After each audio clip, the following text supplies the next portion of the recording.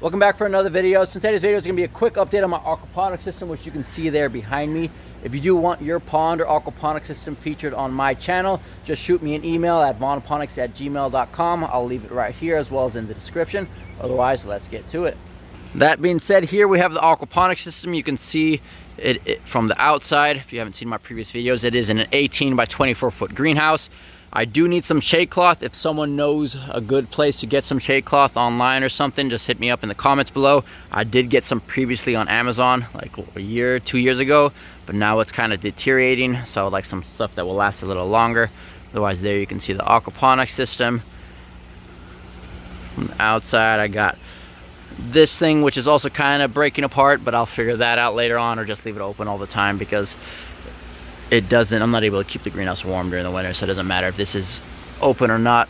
Got a window there to access the plants. Otherwise, to enter the greenhouse, right here on the right, we got a giant dandelion plant that I'm just gonna take out now.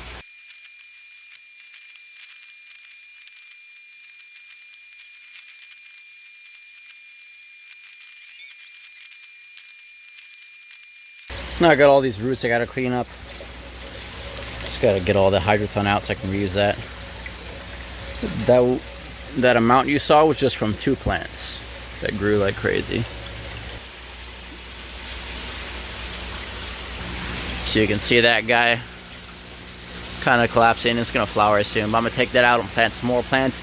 And this grow bed over here, which is where that dandelion plant is, it's a media grow bed. I have this taro growing here, that dandelion, and then some bunch of other stuff just started. So we'll see how that goes. I did have a bunch of longevity spinach right here, which I can show you right now.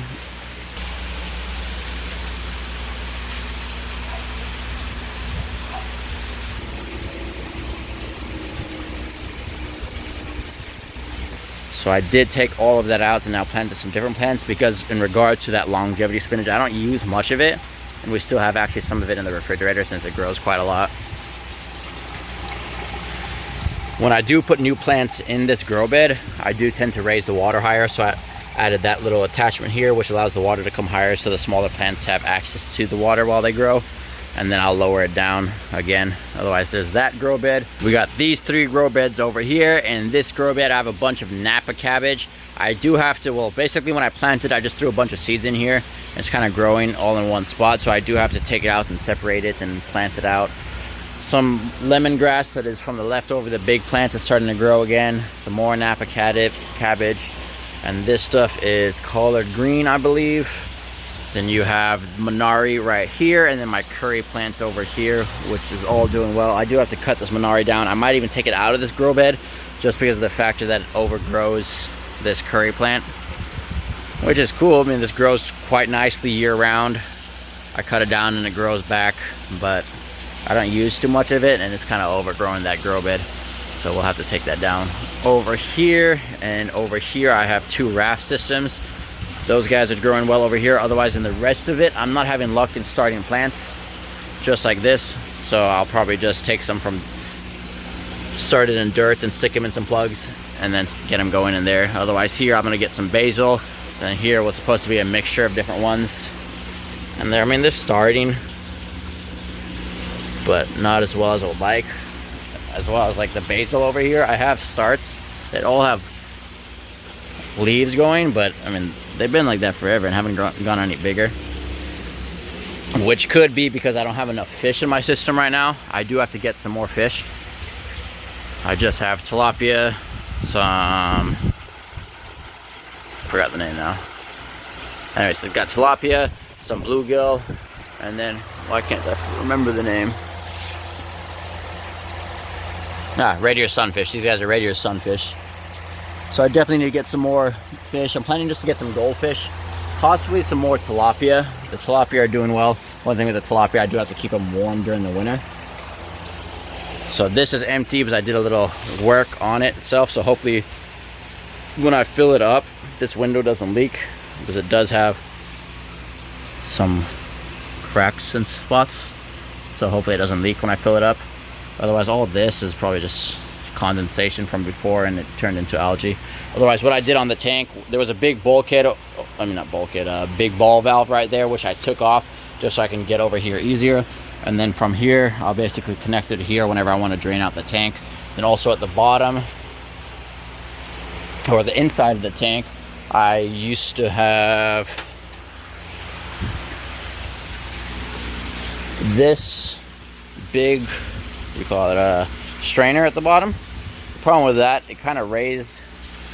So how would you explain it or show it? So basically, for example, a bunch of gunk accumulated down here and didn't go into that spot, which wasn't so beneficial. So I'm taking this out. I do need to get something else, which is probably going to be like a 3-inch MPT shower drain, but it's got to go down there.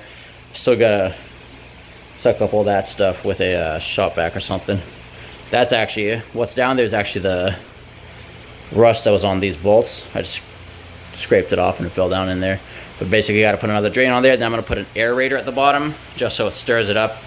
And then whenever I need to, I can always open this valve and drain out whatever gunk accumulates in the bottom. So that's that. Hopefully I can do that soon. Then I plan to get either goldfish or some other fish to stick in here, as well as in this tank over here. So right now I only have fish in here, and then those two, and then this one right here. I got to figure out what I want to do with it. Either I'm going to keep it or take it apart. I'm going to take it off.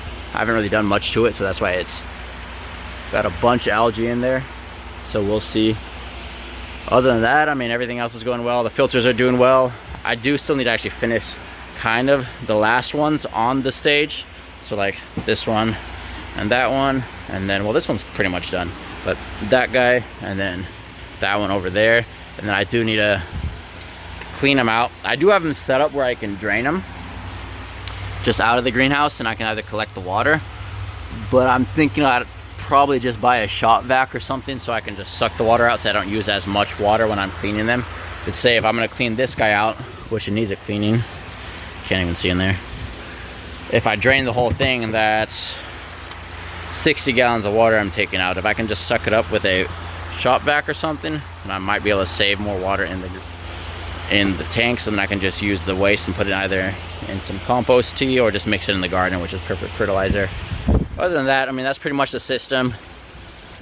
I just got to get better at starting plants in the plugs, at least. These were all started in dirt and then washed out and stuck in here, and they're doing well pretty much. After that, I had like one that are a little more sensitive, this Russian kale. And then, oh yeah, so I did have moringa in here. The moringa all died during the winter. Here is one of the roots that dried up. But otherwise, I'm gonna think what happened is that because this is not a, what do you call it? It doesn't have a bell siphon on it. During the winter, the water stayed at one height. It got too moist in there for the moringa, and it kind of rotted it, which wasn't good. So if I'm probably gonna do moringa again, but if I'm gonna do it, I would have to either hook up some sort of bell siphon onto this guy, or just as I'm doing now is I take this guy out once in a while, or like once every day. Or I can show you. I basically take it, let it drain out, and that's gonna give fresh oxygen until all the plants and allow gunk and everything to slide down here.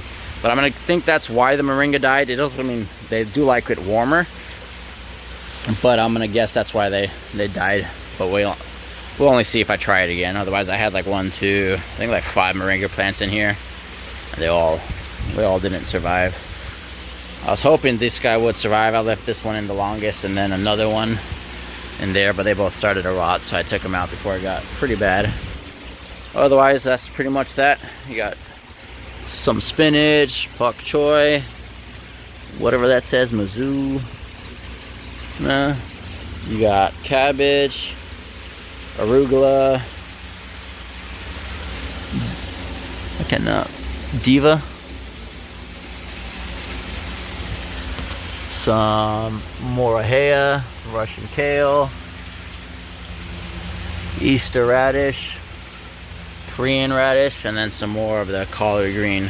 So like the collard green here and the collard green in that grow, but I just planted the seeds in there. All the other ones were plants that I took from pots and stuck them in here. Well, that's pretty much that. That pretty much sums up this video.